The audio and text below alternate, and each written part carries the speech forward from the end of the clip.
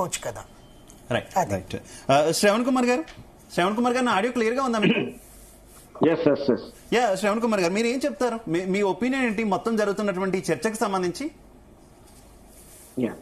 ఇప్పుడు ఇది కేవలం ఒక దిల్ రాజు గారి మీద మాత్రమే జరగట్లేదు, మైత్రి మూవీ సంస్థ మీద కూడా జరుగుతుంది, ఆ తర్వాత సుకుమార్ గారి మీద కూడా జరుగుతుంది, రేపు ఇంకోరి మీద కూడా జరుగుతుండవచ్చు. ఇది IT raids, income tax raid అనేది నిత్య రోజు జరిగేటి లావాదేవీలో రొటీన్ కార్యక్రమంలో ఒక భాగం మాత్రంగానే చూడాల్సి ఉంటుంది. వాస్తవానికి అయితే అంటే ఇన్కమ్ ట్యాక్స్ డిపార్ట్మెంట్ వాళ్ళు గత సంవత్సరంలో వీరు ఏదైతే ఇన్కమ్ ట్యాక్స్ రిటర్న్స్ చేశారో దాంట్లో అనుమానాలు ఉన్నప్పుడు, వాళ్ళకి ఏదైనా కాంప్లైంట్స్ వచ్చినప్పుడు, లేదా వాళ్ళకి ఏదైనా వార్తలు అందినప్పుడు, ఇట్లాంటి జరిగినప్పుడు మాత్రము ఈ ఇన్కమ్ ట్యాక్స్ రైడ్ అనేది జరుగుతూ ఉంటుంది. నష్టాలు వచ్చినప్పుడు వాళ్ళేం వెళ్ళి కూడా మీరేం నష్టాలు ఉన్నారని అడిగేటువంటి విధానం కూడా లేదు. అది కూడా డిమాండ్ ఒక భాగంగా ఉంది. అయితే ఇక్కడ ఇన్కమ్ ట్యాక్స్ వాళ్ళు చేయడం వెనక ఈ మధ్య కాలంలో దానికి రాజకీయ కోణాలు కూడా యాడ్ అవుతా ఉన్నాయి. ఇది వాస్తవ పరిస్థితి. ఎందుకంటే ఒక సంస్థని అదుపులోకి తీసుకోవాలన్నా, ఒక వ్యక్తులని మనం అదుపులోకి తీసుకోవాలంటే కూడా ఈ ఇన్కమ్ ట్యాక్స్ ను, ఈడీ రైట్స్ ని కారణంగా చూపించుకుంటూ గత 10 సంవత్సరాల నుంచి జరుగుతున్న విధానాన్ని అందరం చూస్తూనే ఉన్నాం. ఎప్పుడైతే దిల్ రాజు గారు కాంగ్రెస్ పార్టీ తరఫున రాజకీయ పదవి పొందాడు కాబట్టి అదొక కారణం. దాంతో పాటు ఇతను ఏదైతే చెప్తున్నారో ఓవర్ ఇన్కమ్ 2,000 కోట్లు, 500 కోట్ల కలెక్షన్, 300 కోట్ల కలెక్షన్స్, ఇవన్నీ భారీ చిత్రాలు చేస్తున్నప్పుడు ఖచ్చితంగా ఇన్కమ్ ట్యాక్స్ డిపార్ట్మెంట్ దృష్టి పెడుతుంది. కేవలం సినిమాల మీదే కాదు, ఇతర వ్యాపార సంస్థలు కూడా దృష్టి పెడుతుంది. కానీ దీని వెనక రాజకీయ కారణాలు అనే విమర్శలు ఉన్నాయి. అయితే దానికి ఎలాంటి ఆరోపణ మనకు ఆధారం లేకుండా ఈ రైట్స్ మాత్రం ప్రస్తుతానికి ఇన్కమ్ ట్యాక్స్ డిపార్ట్మెంట్ ఆర్థిక లావాదేవీల దృష్టి మాత్రం చూడాలి. భవిష్యత్తులో ఒకవేళ దిల్ రాజు గారు భారతీయ జనతా పార్టీలో మారితే మాత్రం ఇది ఖచ్చితంగా ఆర్థిక లసలుగా భావించాలి. ఖచ్చితంగా ఉద్దేశపూర్వకంగానే దీన్ని దాడులు చేయాలని భావించాల్సి ఉంటుంది. ఏం జరిగినా కూడా ఈ సినిమా వాళ్ళు చేసేటువంటి వ్యాపార ధోరణిలో టెక్నిక్ లో భాగంగా, అంటే వాళ్ళు వాస్తవానికి 100 రూపాయలు ఖర్చు పెట్టినాము, ఒక 1000 రూపాయలు ఖర్చు పెట్టామని చెప్పుకోవడం, అంటే రేపు వచ్చే బిజినెస్ కూడా ఒక 1000 రూపాయల నుంచి స్టార్ట్ అవుతుంది అనే ఉద్దేశంతో ఖర్చు పెట్టకుండా పెట్టామని చెప్పడం ప్రమాదకరమైన పరిస్థితులు అనేది ఇప్పుడు జరుగుతున్న విధానం బట్టి అర్థం చేసుకోవాల్సి ఉంటుంది. అంటే ఇన్కమ్ ట్యాక్స్ డిపార్ట్మెంట్ కు వీళ్ళు చెప్పే పబ్లిసిటీకి, వాళ్ళు చూపించే ప్రశ్నలకు వీళ్ళు సమాధానం చెప్పగలగాలి.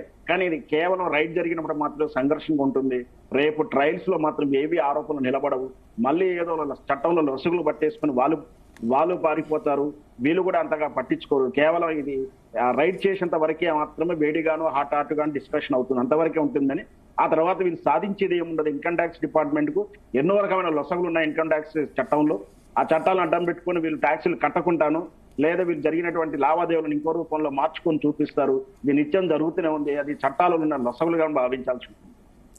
రైట్. ఓకే, శ్రీకాంత్ గారు, తెలుగు రాష్ట్రాలు 2 రాష్ట్రాలుగా ఆవిర్భవించిన తర్వాత ఇండస్ట్రీకి పదే కొన్ని ఇబ్బందులు వస్తూ ఉండడం మనం చూస్తున్నటువంటి పరిస్థితి.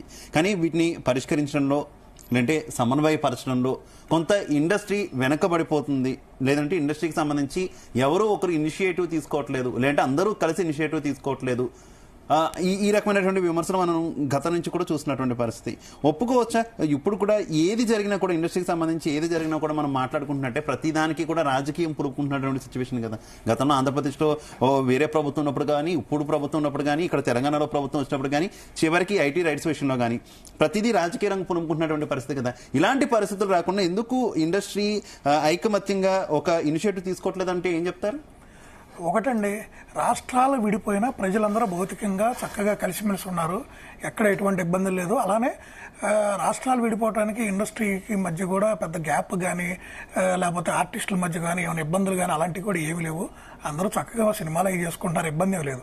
కాకపోతే ఇక్కడ ఒకటేంటంటే, ఇండస్ట్రీకి దాసనారాయణరావు గారు తదనంతరం ఇండస్ట్రీలో ఏంటంటే ఆ పెద్ద దిక్కుగా ఆ పొజిషన్లో కూర్చునే వాళ్ళు ఎవరు ఆ లీడ్ తీసుకోవట్లే. ముందు అంటే ఆలోచిస్తున్నారు, అంటే మనల్ని వీళ్ళు యాక్సెప్ట్ చేస్తారా, ఈ వర్గం వాళ్ళు యాక్సెప్ట్ చేస్తారా, వాళ్ళు చేస్తారా, చేయరా అని ఎవరు కాళ్ళు ఏంటంటే ఆచి చూసి దూరంగా ఉంటున్నారు. దాంట్లోకి ఆ పొజిషన్లోకి వెళ్ళడానికి ఇష్టపడట్లేదు. అది చిరంజీవి గారైనా సరే, అటు సురేష్ బాబు గారైనా సరే, తమ్మారెడ్డి భరద్వాజ్ గారైనా సరే, ఎవరైనా సరే ఇండస్ట్రీలో ఎవరైతే సీనియర్స్ ఉన్నారో ఎవరో కూడా ఆ సాహసం చేయట్లేదు ఆ పొజిషన్ తీసుకోవడానికి. ఇక్కడ మెయిన్ ఇండస్ట్రీకి ఏంటంటే అండి, ఒక పెద్ద దిక్కు ఉండాలి. ఇప్పుడు ఆ రోజు కూడా మీరు గమనిస్తే దాసనారాయణరావు గారిని ఇంతమంది ఎందుకు యాక్సెప్ట్ చేశారు, లేకపోతే ఆయన కూడా ఆ పొజిషన్లోకి ఎందుకు వెళ్ళగలిగారంటే ఆయన 0 నుంచి ఆ స్థాయికి వెళ్ళారు.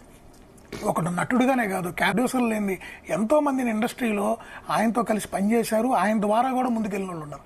సో వీళ్ళందరూ కలిసి ఆ రోజు ఒక మాట మీద, ఇదిగో దాసనారాయణరావు ఒక సమస్య వచ్చింది, దాసనారాయణరావు గారి దగ్గరికి వెళ్దాం, ఆయన సొల్యూషన్ చెప్తారు. అది ఎవరికైనా సరే, పరిశ్రమలో పనిచేసే టెక్నీషియన్స్కైనా, కళాకారులకైనా, హీరోలకైనా, ప్రొడ్యూసర్లకైనా, ఎవరికి వచ్చినా కూడా ఆయన ప్రభుత్వంతో కూడా అలా ముక్కుసూటిగా మాట్లాడుకునేవాడు. ఆయన కాంగ్రెస్ పార్టీలో ఎక్కువ కాలం పనిచేశారు. సో వాళ్ళతో కూడా కోఆర్డినేట్ చేసుకునేవాడు. సమస్య ఏంటంటే ఆయన పొలిటికల్ గా ఉన్నా కూడా ఆయన మీద ఎప్పుడు కూడా ఈ రకమైన ముద్ర కనిపించలేదు. అంటే ఆయన కూడా ఆ ముద్ర పడే విధంగా ఏ రోజు పనిచేయలేదండి. దాన్ని మనం మెచ్చుకోవాలి. ఇక్కడ ఆయన కూడా సమస్యకి పరిష్కారాన్ని ఎత్తుక్కి ఉన్నాడు, కరెక్ట్గా చేశాడు దాన్ని. అందుకే అంతమంది యాక్సెప్ట్ చేశారు, అందరితో మనల్ని కూడా పొందాడు. కానీ ఆయన తదనంతరం జరిగింది మీరు చూస్తే, ఆ పొజిషన్లోకి ఎవరిని తీసుకెళ్లాం అనే విషయంలో ఈ సీనియర్లందరూ కూర్చొని మాట్లాడుకోవడంలో విఫలమయ్యారు. దాంట్లో ఎటువంటి సందేహం లేదు.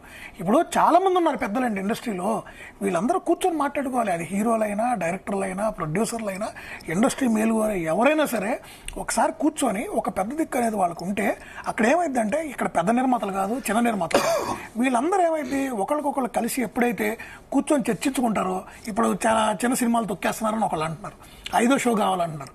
ఎవరు ఆ లీడ్ తీసుకొని మాట్లాడేది ఎవరు? చూడండి, సాధ్యం అంటారా శ్రీకాంత్ గారు? మా ఎలక్షన్స్ ఏదో జనరల్ ఎలక్షన్స్ అంత రేంజ్ లో వార్లు నడిచినటువంటి సిచ్యువేషన్ కదా. ఇక్కడ ఒక మాట, కొట్టుకుంటే ఎవరు చులకనవుతారు? కొట్టుకోవటం వల్ల ఎవరు చులకనవుతున్నారు? ఎవరు బ్యాడ్ అవుతున్నారు? ఎవరు వాళ్ళు సాధించుకోవాల్సింది సాధించుకోలేకపోతున్నారు? ఎవరికి నష్టం? ఎవరికి నష్టం అండి? ఓకే, దాసరి విజ్ఞాన్ గారు మీరేం చెప్తారు? ఇండస్ట్రీ ఎందుకు ఒక్కదాటి మీదకి రావట్లేదు? ముఖ్యంగా ఎందుకంటే ఇండస్ట్రీకి ఖచ్చితంగా కూడా ప్రభుత్వాలతో ఏదో ఒక పని